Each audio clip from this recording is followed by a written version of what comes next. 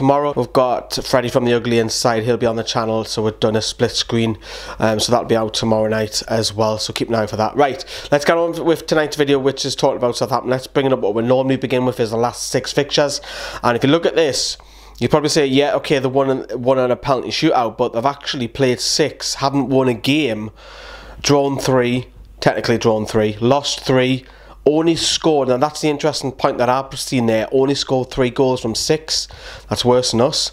Has conceded 11, a possible just a 2 points out of a possible 15, because one of those games was a cup game. And yeah, you might say they've got Liverpool and Chelsea in there, but you know, we've played some hard teams as well so far this season, and as well, and it wouldn't really surprise me too much if Southampton sacked Mark Hughes in the next month or two, because wherever he seems to go, if you've done alright at Wales, done okay at Fulham, but ever since then, I mean, you messed QPR big time.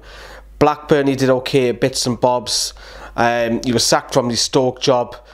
It doesn't look great at the moment. I know it doesn't look great for Rafa Benitez at the moment as well, but what I'm trying to say is I don't rate Mark Hughes, and he's quite arrogant. He's really arrogant. Remember New Year when he said that he rested all of his players against Chelsea because we'll beat Newcastle next week. We actually won them. It's the Britannia, well, I call it Britannia, and I was at that game, the 1-0 win, and it was only a few, what was it, the week after he was sacked, came back to bite him in the arse. Southampton are down in 16th at that moment because of their run with just 6 points, 4 points more than us, and as I've stressed, I may have stressed earlier on, is that they haven't won a home game yet. Now, you might say, oh, well, records are there to be broken. Look at Brighton. They haven't won away all season. They come to Newcastle, get dominated by us, and still somehow run away with the points. But yeah, Newcastle really need to take advantage of that. Southampton are not great at home. Mark Hughes has been playing with a 4-4-2 predominantly this year.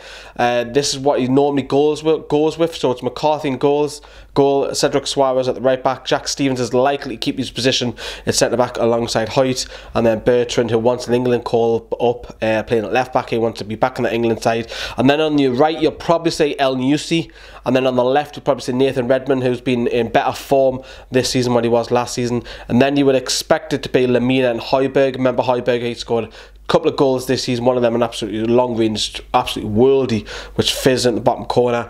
And then I'm expecting Danny Ings to keep his position, and I do think if it's not Shane Long, I think it will be Charlie Austin as well. So when I read through them, there's no one who like, ooh, I think Cedric Suarez could probably do a better job elsewhere, and then maybe Redmond.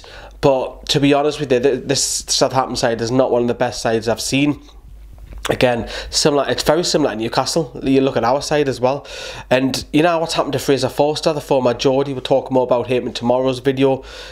Steve Davis, Northern Ireland international, he was very influential for them. Can't even get in the side. What's happened to Shane Long and his goals? He has been scoring the last couple of years, and James Ward-Prowse has missed a lot of games. I don't know whether that's through injury or just Mark Hughes doesn't fancy him. Saints fans, if you're watching, please let us know. And as I've touched upon as well, I don't really rate Mark Hughes anyways.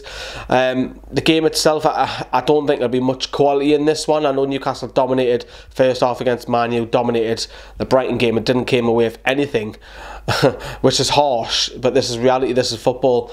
Even if Newcastle were to dominate, which I don't think will happen, I'm expecting Southampton to probably have 60-40% of the possession. It's basically what each team can do in that final third. Both teams are struggling to score goals, so I think it will be a draw. I don't think any side's going to win this. I think it's just got a draw written all over us. But this is what Rafa Benitez, I think he will go for. I think it'll be Dubravka in goal. Then I think it'll be Yedlin, Lascelles, Fernandes and Dummett. No surprise there. I think he will keep playing Diarmi. Shelby was outstanding against Brighton, so he'll play. And I do think he will continue with Ritchie, Perez and Kennedy. I was humming along, would he bring Hostel back in that lineup, but I'm going to say Mutu. But that's not the team that I want to see. Of course not. I would personally like to see Key in there. Let's give Key a chance. You know, where is he?